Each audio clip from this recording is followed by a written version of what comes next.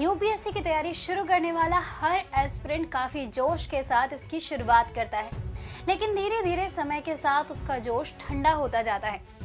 UPSC का सफर लंबा है, इस बारे में तो हम सभी जानते हैं। तैयारी से लेकर परीक्षा के रिजल्ट आने तक में लगभग एक एस्पिरेंट का 2 साल तक का समय लग जाता है। लेकिन इसके बाद भी कई एस्पिरेंट्स के मन में ये सवाल आता है कि आखिर यूपीएससी की तैयारी में आइडियल कितना समय लगता है।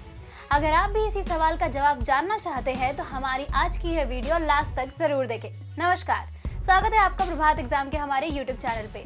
अगर आप हमारे चैनल पर पहली बार आए हैं तो हमारे चैनल को लाइक और सब्सक्राइब करना ना भूलें। यूपीएससी की जर्नी काफी लंबी है, जिसमें कई एस्पिरेंट्स अपने स्कूल के समय से इससे जुड़ते हैं।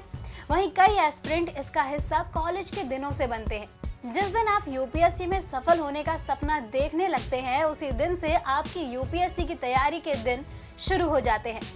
यूपीएससी कोई जल्दबाजी वाली परीक्षा नहीं है। आमतौर पर एस्पिरेंट्स को यूपीएससी सिलेबस को समझने में ही 1 साल का समय लग जाता है। उसके बाद तैयारी की शुरुआत करने के लिए एक अच्छी स्ट्रेटेजी बनाने में अलग समय लगता है।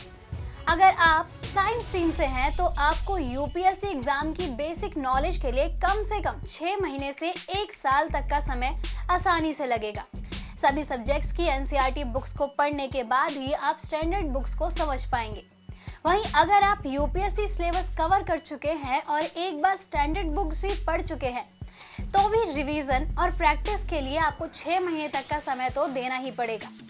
यूपीएससी का सिलेबस इतना ज्यादा है कि एस्पिरेंट्स इसे भूल जाते हैं, इसलिए बार बार रिवीजन की जरूरत पड़ती रहती है।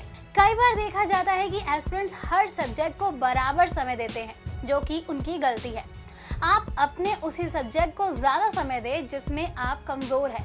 जिस सब्जेक्ट में आपकी पकड़ अच्छी है और आप उसे कम समय में कवर कर सकते हैं, तो उन सब्जेक्ट्स को आप बाकी सब्जेक्ट्स की तुलना में कम समय दे सकते हैं। इसके अलावा आप ज्यादा ध्यान उन सभी सब्जेक्ट्स पर दें जिनके नंबर ज्यादा हो, जिनमें आपको ज्यादा नंबर हासिल करने हो। आप उन सब्जेक्ट पर अपना फोकस बनाएं।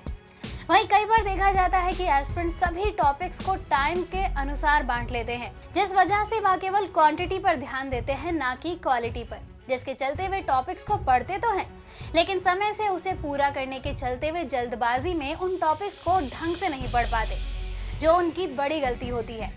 इस समय एस्पिरेंट्स को अपने हर टॉपिक को अच्छे से और समय देकर पढ़ना चाहिए, जिससे वे उन सभी टॉपिक्स को समझ सके और इसका फायदा उन्हें उनके रिवीजन के समय हो। यूपीएससी की तैयारी के दौरान रिवीजन को जरूरी माना जाता है, इसलिए आपको इसके लिए लगभग 3 से 4 महीने तक का तो समय रखना ही पड़ता है। तो दोस्तों, अब आपको पता चल ही गया होगा कि आपको अपनी यूपीएससी की जर्नी के लिए एक आइडियल कितना समय देना है। अगर आपको हमारी वीडियो पसंद आई हो तो इसे अपने दोस्तों के साथ जरूर शेयर करें, और अगर आपके पास हमारे लिए कोई भी सवाल हो तो उसे कमेंट में लिख के हमें जरूर बताएं।